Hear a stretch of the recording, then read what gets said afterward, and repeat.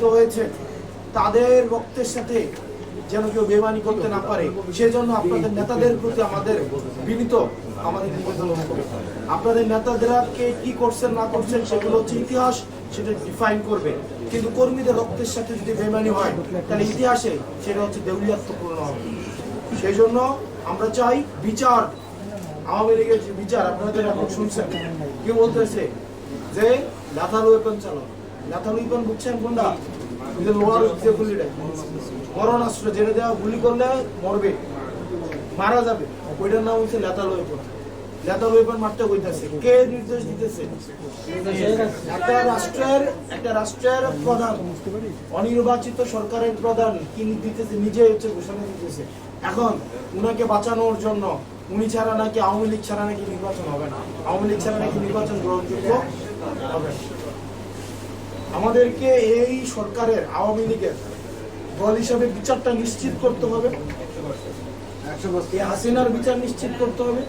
এবং আওয়ামী লীগের যারা ভোট ডাকাতির সাথে যুক্ত ছিল, আওয়ামী লীগের হত্যা, নিপীড়ন, জেল, জুলুম, এই অবৈধ মামলা, জমি দখল, চাঁদাবাজি, টেন্ডারবাজি তাদের সাথে যুক্ত ছিল, অবশ্যই তাদের বিচার আমাদের নিশ্চিত করতে হবে।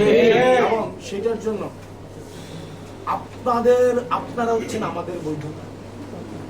এই যে আহত শহীদ পরিবার হচ্ছে আমাদের বৈধতা। আপনারা আমাদেরকে ধারণ করতে হবে, আমরা আপনাদেরকে ধারণ করি। আপনারা যদি না থাকেন তাহলে আমরা কিছুই না।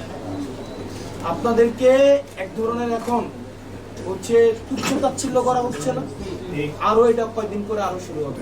একবার জাস্ট ভাবেন, এখনই যেভাবে হচ্ছে আস্ফালন দেখাচ্ছে, 5 আগস্ট মানে না, জুলাই মানে না, তাহলে একবার চিন্তা করেন তো,